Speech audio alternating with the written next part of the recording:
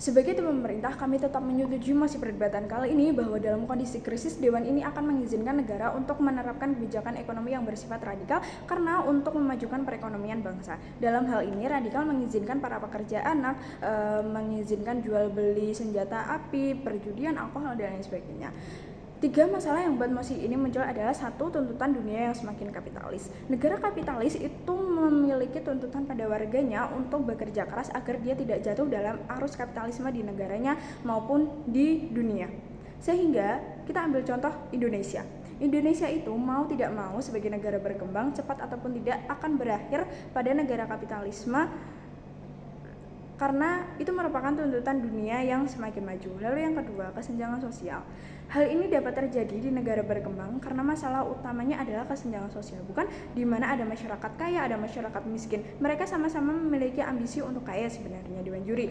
Juga dalam hal lain, kesenjangan sosial ini menimbulkan diskriminasi pada masyarakat minoritas, sehingga ini akan membuat negara semakin krisis pada akhirnya. Lalu yang ketiga, bentrok ideologi. Jadi mari kita lihat negara Amerika, di mana masyarakatnya radikalisme, adanya terorisme dan lain sebagainya. Namun di sisi lain, Amerika itu terkenal dengan kekuatan ekonominya, kekuatan militernya. Karena apa? Karena 1, mereka menerapkan radikalisme, dan yang kedua, mereka itu menganut demokrasi liberalisme, di mana liberalisme ini menganut paham bahwa kebebasan adalah hal yang utama, sehingga masyarakatnya menjadi progresif dan Amerika menjadi negara yang maju. Lalu kegagalan mekanisme adalah 1, demokrasi konservatif. Juri kita lihat di Indonesia misalkan, Indonesia itu banyak budaya, bukan budaya-budaya tersebut bersifat kaku dan mengangkang seseorang, sehingga pada akhirnya tidak akan terjadi progresivitas di negara tersebut. Sehingga ini akan buruk di sisi kami. Lalu beralih pada karakterisasi. Yang pertama, krisis. Yang kedua, eksistensi negara. Kami akan jelaskan satu persatu. Yang pertama, krisis. Krisis adalah kondisi di mana negara sudah dalam kondisi ekonomi yang buruk, terjadinya inflasi, terjadinya terlilit utang dengan negara lain, dan lain sebagainya. Sehingga hal ini akan mendorong negara untuk melakukan radikalisme, bukan agar apa? Agar eksistensi negara tersebut dapat tercapai dan dapat terjaga. Lalu yang kedua, eksistensi negara. Negara ada untuk kepentingan masing-masing, bukan mereka mengatur perekonomian untuk mencapai interest mereka. Lalu apa interest negara Dewan Juri? Yang pertama, keamanan masyarakat, yang kedua, kesejahteraan masyarakat, dan yang ketiga, kesehatan masyarakat.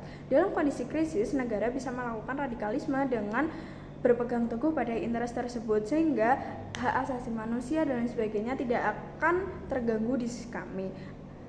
Beralih pada mekanisme. 1, kami akan membuat undang-undang baru tentang radikalisme. Sebagai contoh, adanya pekerjaan anak di dalam radikalisme.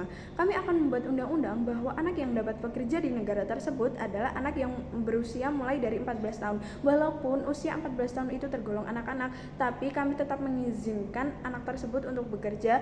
Untuk apa? Untuk memenuhi finansialnya dia, untuk memenuhi hal-hal lain yang pada akhirnya ini akan berdampak pada pendapatan per kapita masyarakat. Lalu yang kedua, kami terapkan sanksi jika gerakan radikal itu merugikan negara. Notis bahwa dengan merugikan negara ini akan menurunkan ekonomi di negara tersebut. Kita ambil contoh di Amerika. Amerika tersebut adanya tindakan terorisme di mana ada satu masyarakat yang menembak secara massal masyarakat yang lain, sehingga pemerintah Amerika tersebut akan mengadili para pelaku tersebut yang melakukan tindakan terorisme. Untuk apa? Untuk melindungi hak asasi manusia di negara tersebut. Lalu beralih pada argumentasi. 1 poin argumen yaitu untuk memajukan perekonomian.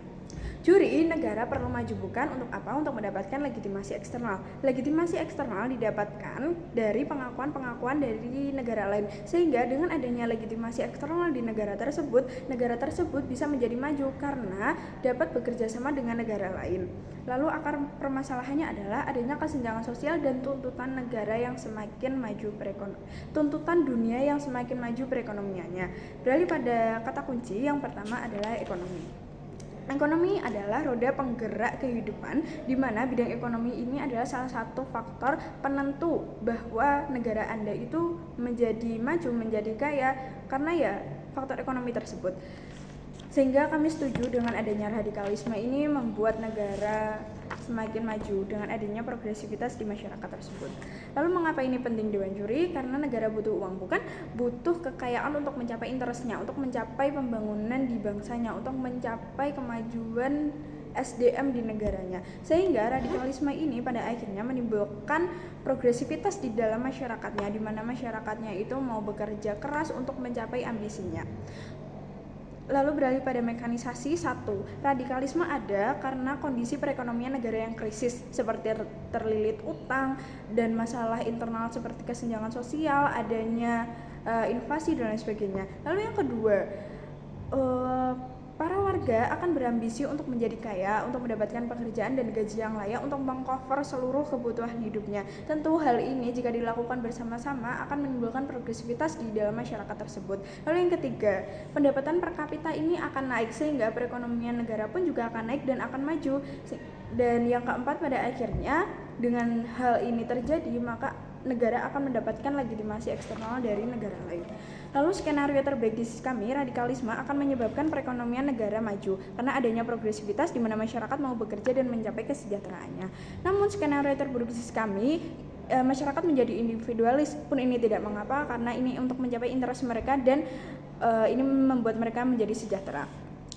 Oposisi pasti akan mengatakan bahwa radikal membawa kekerasan. Kami katakan tidak, pun karena kami adakan sanksi hukuman yang sesuai dengan tindakan buruknya sehingga HAM akan terjaga di sisi kami karena negara akan melindungi dengan undang-undang dan kebijakan hukumnya Dewan Juri. Lalu komparasinya di sisi kami bisa menjelaskan mengapa argumen kita lebih penting dengan pertimbangan 1. Eksklusivitasnya. Pahami konteks negara ini krisis, masalah terlilit utang, kesenjangan sosial, inflasi dan lain sebagainya. Sehingga radikal ini membuat masyarakat progresif mau untuk bekerja, berambisi untuk kaya dan lain sebagainya. Sehingga kesejahteraan finansial individu dan negara dapat tercapai di sisi kami. Dampaknya ini akan membuat perekonomian semakin maju. Lalu yang kedua, keberlangsungan. Radikalisme akan memberikan dampak pada perekonomian sehingga negara akan menjadi negara yang kapitalis. Sekian, terima kasih.